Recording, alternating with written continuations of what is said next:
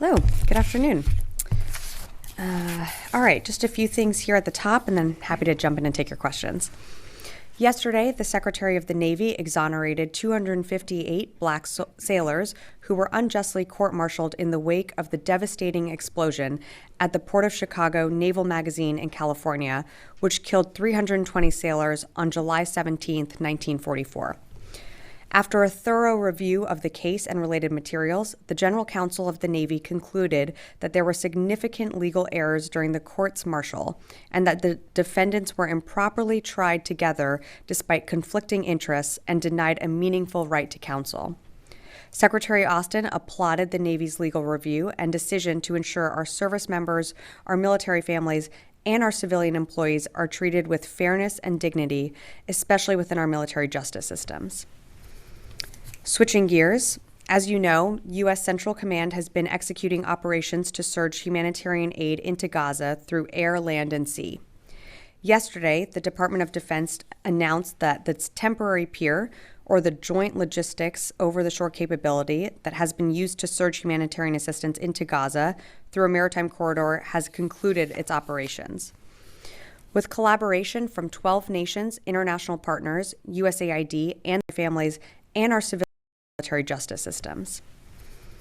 Switching gears, as you know, U.S. Central Command has been executing operations to surge humanitarian aid into Gaza through air, land, and sea. Yesterday, the Department of Defense announced that the temporary Pier, or the Joint Logistics Over-the-Shore Capability that has been used to surge humanitarian assistance into Gaza through a maritime corridor, has concluded its operations. With collaboration from 12 nations, international partners, USAID, and the United Nations, the temporary Pier successfully delivered nearly 20 million pounds of aid, which is the highest volume of humanitarian assistance the U.S. military has ever delivered into the Middle East. The temporary Pier achieved its goal of providing an additive means of delivering high volumes of humanitarian aid to the people of Gaza.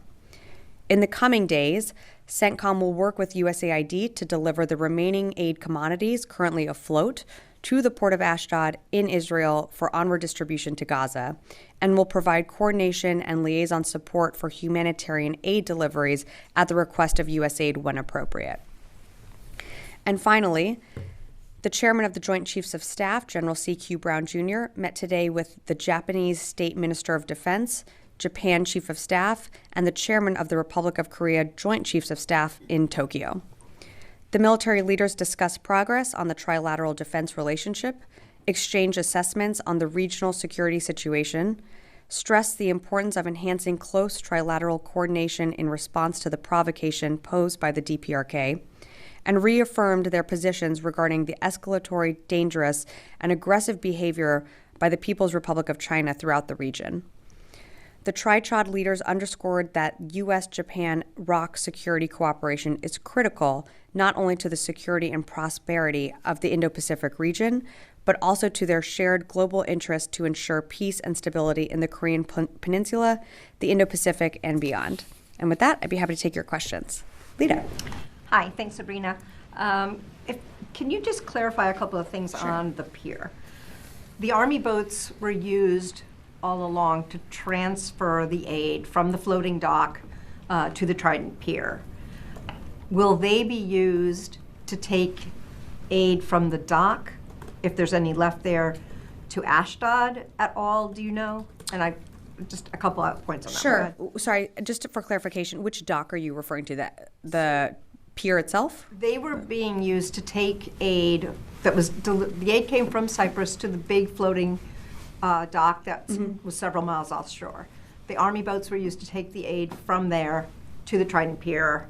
Oh, I see what you're saying. Right? Are they going to be used to take the aid from the dock, floating dock, to Ashdod?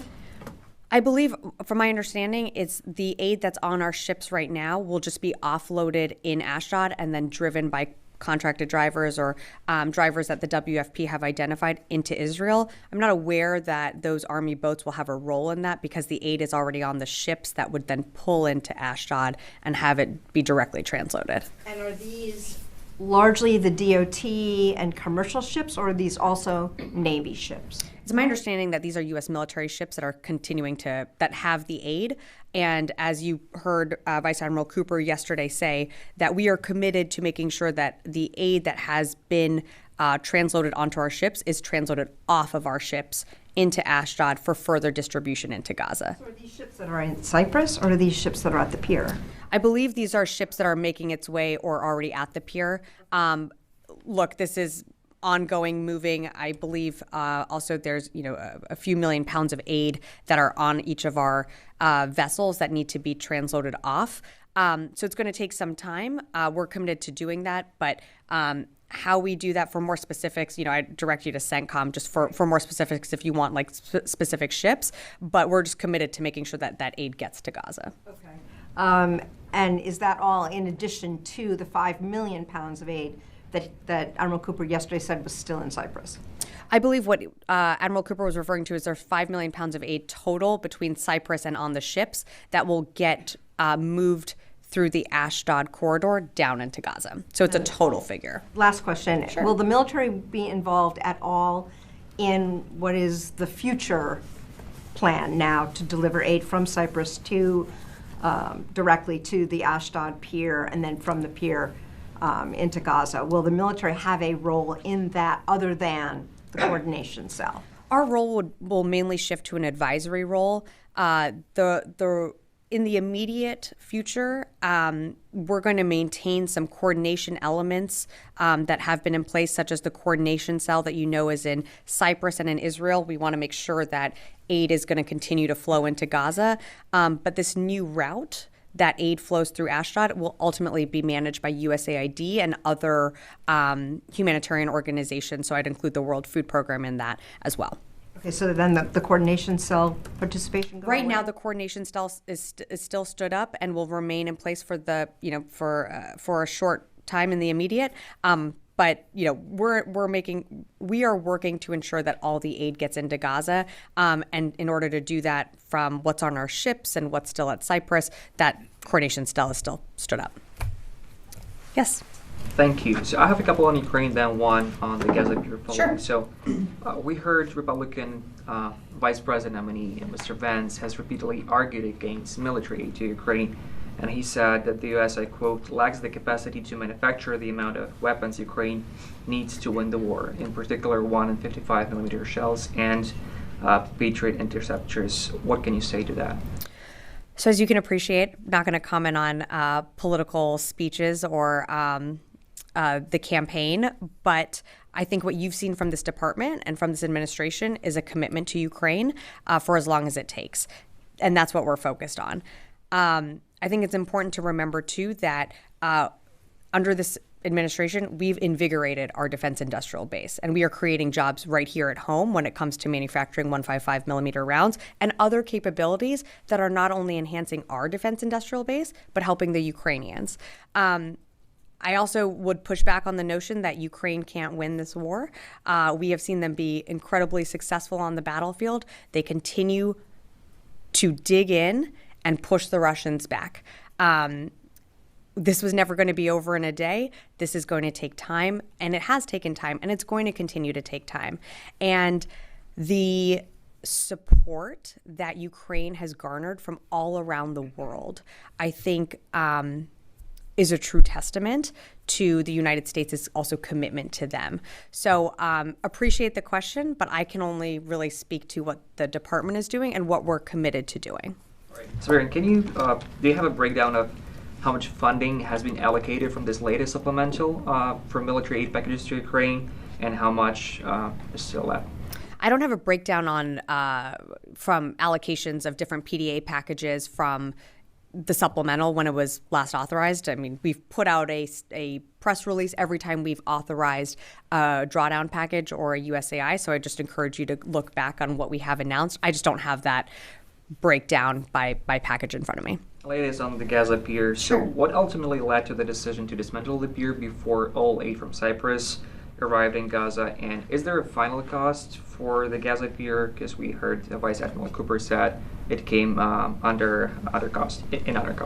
Yeah, so I'll take the cost first and then can address your other question. In terms of the cost, we're still doing our assessments. So we'll have more to share with you in hopefully the following days and weeks.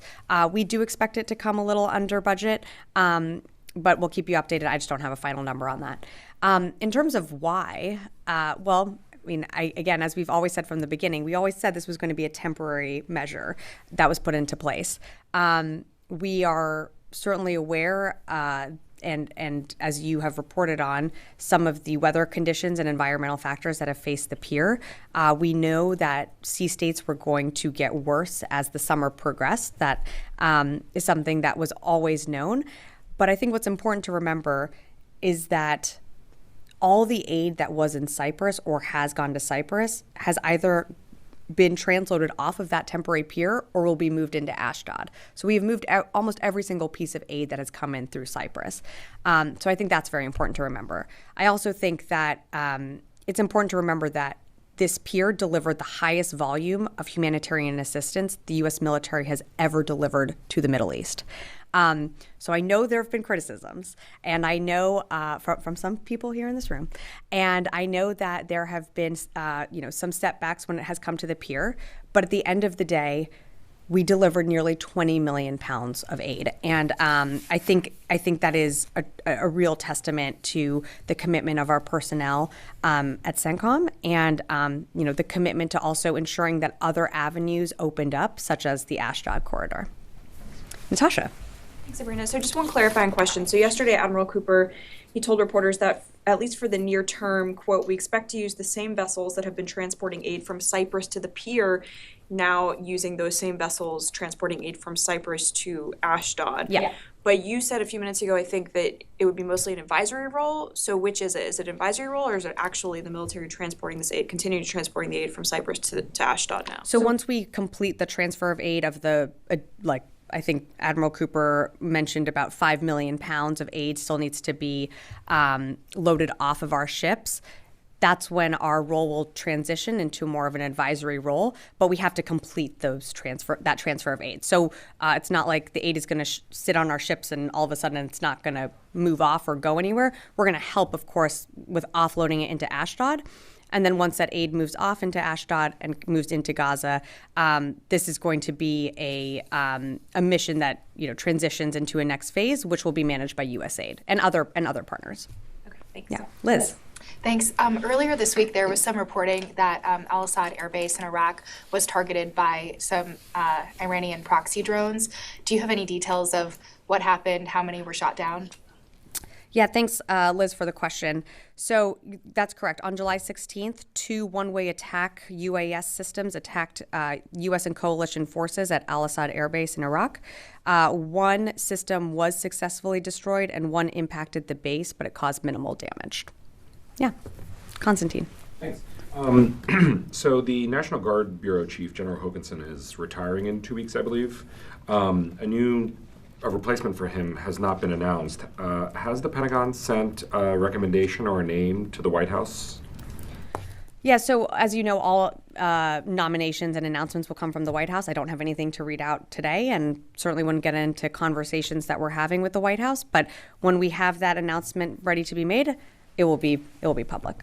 I mean, it looks like we're setting up a situation where there's basically not going to be a transition period between Hokanson and whoever replaces him. Is there any concern from the Pentagon that there's not a replacement ready to go? Again, no, there is not. Yes, Charlie. Sabrina, forgive me this question. Is there any reaction from Defense Secretary Austin after President Biden appeared to blank his name in a recent interview? I've seen that clip, and I will say that I would urge you to look at the full context of the clip as he was answering a question, I believe, more about the administration more broadly, but would refer you to the White House for more of his comments. The secretary has absolute confidence in the president. He was just with the president for at least 2 days at the NATO summit, spent many, many hours with him in bilateral meetings, was there for his press conference. He has absolute confidence in the president. But no reaction from this specific interview? No reaction from the specific interview other than that he has absolute confidence in the president. Thank you. Yeah, yes. Thank you, Sabrina. Recently, UNRWA has been announced that 5 of their schools in Gaza has been targeted by the Israeli military in the last 10 days. And these schools were using as refugee camps. So these strikes came despite of calls from the Secretary Austin to his Israeli counterpart to take all necessary steps to minimize civilian harm. Do you believe that the Israeli take this warning seriously, and what do you say about that? So I haven't seen, and I apologize, I haven't seen the exact reports that you're referencing. We do believe that the Israelis do take our concerns seriously. Civilian casualties and the need to reduce civilian casualties is a topic of conversation on almost every single call that the Secretary has done with Minister Gallant, and that continues not just at his level, but at other levels throughout this building and the interagency. So it's something that we take very seriously. We think our concerns are being heard. We have seen behaviors change. There's absolutely the need, and there must be more done. But I just can't address those specific reports, unfortunately. I just haven't seen them. Yeah, Noah.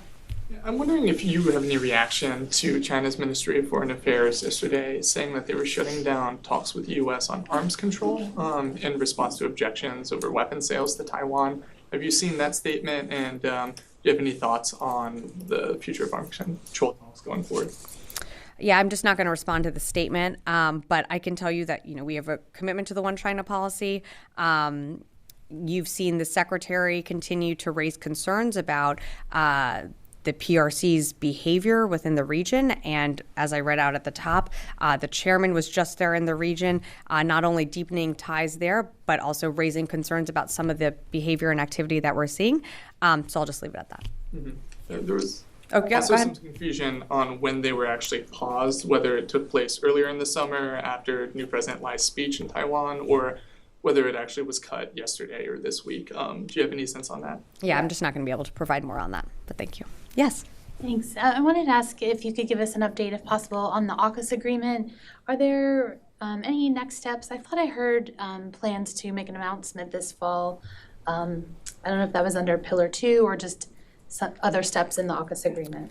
I don't have any announcements today, but certainly when it comes to AUKUS, and I know that's something that has been of interest, we always, of course, make those and read those out, but I just don't have anything for you today. Thank you. Yeah, of course. Yes. Thank you, Sabrina. Well, the attack on Al-Asad air base, do you know specifically which group launched the attack? No, I don't have specifics to name, or I don't have a specific group. We know that these are IRGC-backed militias that have launched these attacks on U.S. forces in the past. Most likely, more than not, it is one of those affiliate groups, but I can't give you specifics other than that. One more. From a military perspective, how do you look at the attempts by Turkey and Syria to normalize their relations? Does it come up with any U.S. posture change in case these two states reach to a point that normalize their ties? Yeah, I just don't have anything for you on that. We have our own relationship with Turkey. We'll continue to engage our counterparts there, but I just don't have more for you on that one. Liz. Thanks. Just to follow up on the Al-Asad Sure. attack, was this the first attack on a U.S. military base in the Middle East since February? Yes, that's correct. And is there any sense that these attacks from these proxy groups are going to resume, or do you think this was a one-off? Can't predict the future. As you know, I wouldn't also speculate on that and can't get into intelligence matters, but we certainly don't want to see these attacks resume on our forces, and we've made that clear both, publicly and privately. I can't speculate on the future of, we're always going to take measures to protect our forces, and I'll just leave it at that. Okay, yes, Jared, and then I'll hop over to Real Moshe. quick follow-up on Sure. the Al-Asad attack. Has the United States responded to this in any way, or are there plans to do so? We shot down one of the UAS systems, so I think that'd be a response. I'm not going to get ahead of any military decisions or operations. Moshe. Have there been any attacks in Syria as well?